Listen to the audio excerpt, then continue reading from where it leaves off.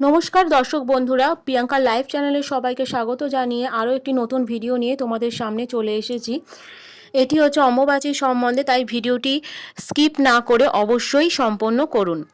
অম্বুবাচী 2026-এর নিয়ম, নিত্য পুজো, নিবৃত্তি ও মনসা পুজো সম্বন্ধে তথ্য।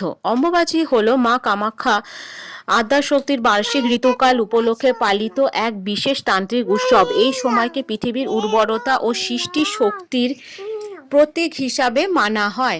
আসামের কামাখ্যা মন্দিরে এই উৎসবের বিশেষ গুরুত্ব রয়েছে। অম্বুবাচী শুরু হচ্ছে, যেটা আমি আগের দিনকেও জানিয়েছিলাম, 22শে জুন 2026। 3 দিন দেবীর বিশ্রামকাল ও নিবৃত্তি ও মন্দির পুনরায় আবার খোলা হবে 26শে জুন 2026। এবার দেখব অম্বুবাচী পালনের নিয়ম।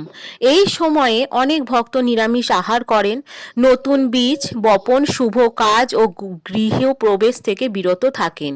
ব্রহ্মচর্য পালন ও জপ ধ্যান করা শুভ বলে মনে করা হয়। চতুর্থ দিনে স্নান করে দেবীর পূজা ও প্রসাদ গ্রহণ করা হয়। কামাখ্যার নাম জপ ও দুর্গা সপ্তশতী পাঠ করলে মঙ্গল হয়।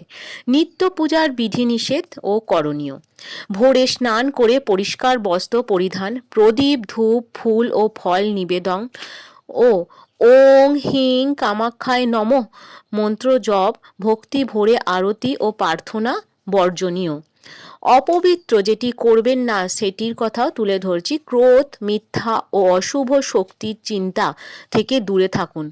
পূজার স্থানে অশুচিকর রাখা যায় না।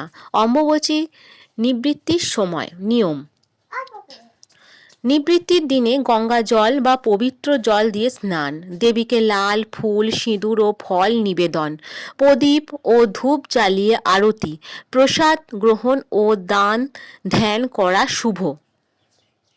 এবার জানাবো দশহরা অর্থাৎ মনসা পুজো সম্বন্ধে।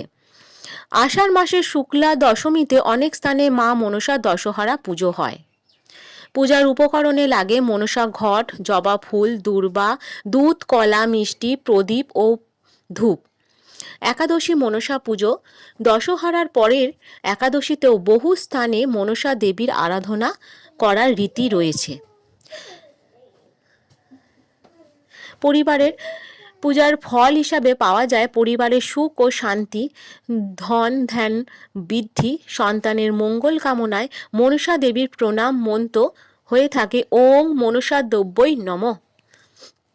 জয় মা কামাখ্যা মায়ের জয়, জয় মা মনসা মায়ের জয়।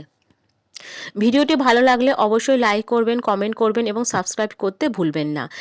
নতুন নতুন ভিডিও আসতে গেলে অবশ্যই বেল আইকনে ক্লিক করবেন। ধন্যবাদ।